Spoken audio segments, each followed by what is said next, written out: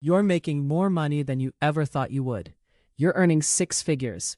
You have a title that looks good in an email signature.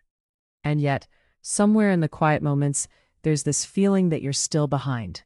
You're still not quite there. You're still one emergency away from everything feeling fragile. And here's the thing that nobody tells you. You're not alone in this, and you're not crazy for feeling it. 49% of people earning over $100,000 say they feel behind on retirement. Over half of people earning six figures report living paycheck to paycheck. Not struggling with their lifestyle, not living poorly, but paycheck to paycheck.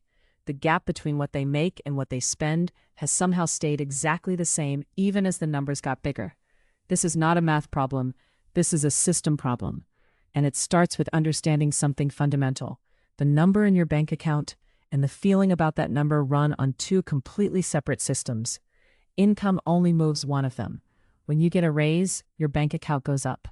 But the anxiety, the feeling of not being secure, the sense that you're somehow still behind, that doesn't automatically follow.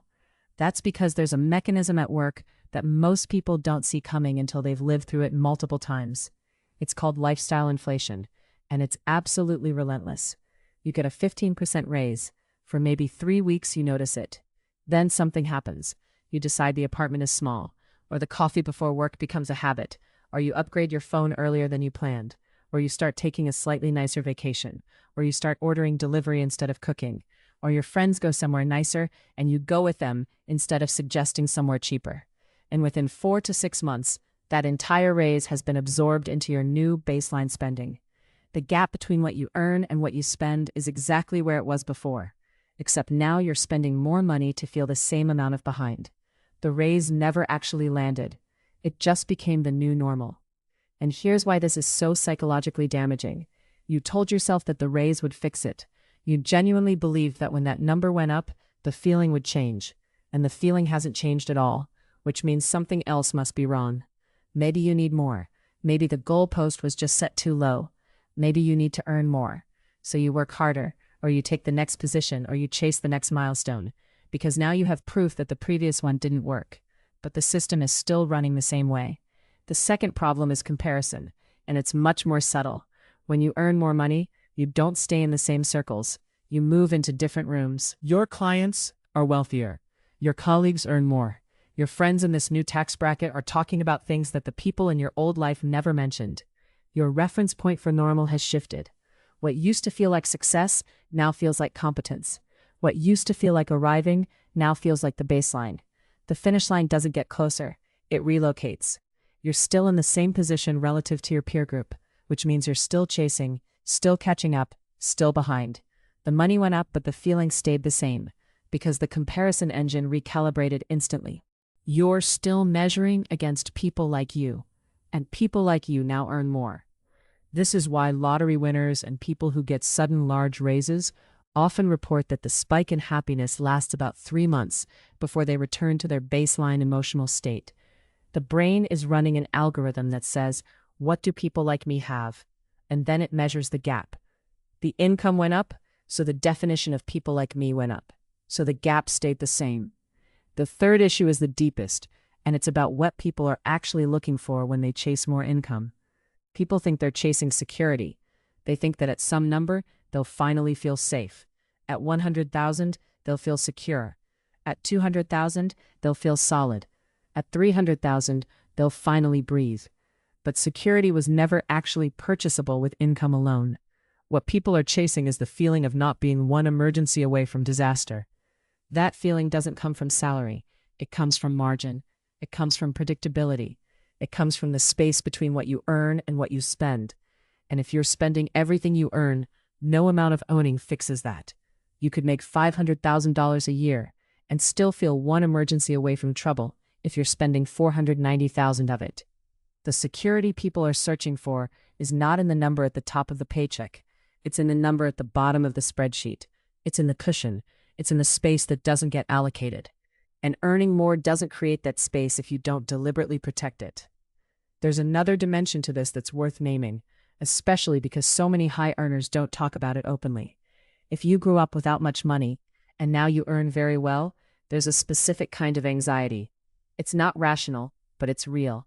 Your younger self lived in a different economic reality. Your younger self knew what it was like to not have options. Your younger self knew what it was like to check your bank account with dread. That person lives in your nervous system. And even though your current self earns well, even though your current self has actual options, somewhere underneath, there's a version of you that's still waiting for it all to disappear. There's still a voice that says this can't last. There's still an instinct to not spend, or to accumulate in ways that don't match your current income level, or to assume that disaster is around the corner because disaster was around the corner before. That scarcity thinking doesn't go away when the bank account fills up. It goes away when you actually believe the bank account is going to stay full. And belief comes from data, from numbers you've looked at, from patterns you've tracked, not from the assumption that it'll be fine. There are 3 mistakes that keep this whole cycle running, and recognizing them is the first step out. The first mistake is measuring your progress by income, rather than by what you actually keep. You got a raise. Congratulations. But did you keep it? That's the only number that matters. Most people never ask that question because the answer is no, and that's depressing. But that's exactly why you need to ask it. If you earned $100,000 last year and you have almost nothing to show for it, you didn't earn $100,000. You earned whatever you kept. If you kept $5,000, you earned $5,000. That's the real number. That's what moved your life forward. That's what actually matters. The second mistake is letting every raise get absorbed before you allocate it. This is the one you can actually control. When the money comes in, it's up for grabs. It doesn't automatically go anywhere. And if you don't tell it where to go, your brain and your habits and your environment will tell it where to go for you. And they will tell it to go into your spending. Every single time. Before the money hits your account, you need to decide where it goes. Is half of it going to savings? Is 75% going to debt? Is some of it going to investments? You have to decide this before the money arrives, because once it arrives, it's going to fight to stay at your fingertips. The third mistake is the most dangerous one, assuming that the anxiety is going to resolve itself at some future number. It won't, not on its own. There is no number that automatically fixes the feeling if you haven't fixed the system underneath it. You could earn $1 million a year, and if you're spending $980,000 of it, you'll still feel behind. If you don't know your real numbers, if you don't have a real plan, if you don't actually have margin, you can earn 5 times what you earn now, and the feeling will follow you up the income ladder. It's not going to stop unless you stop it. So what actually moves the feeling? What actually changes something? There are 3 concrete things, and they're all within your control. The first is knowing your real numbers. Not estimating, not guessing, not assuming. Knowing. How much do you actually spend per month? Not on average. Right now, what do you spend? The second thing is deciding where a raise goes before it arrives. Not after, not when you're tempted, before. The third thing is building predictable margin so the fear has something concrete to push against. When you start doing these 3 things, the anxiety stops lying to you.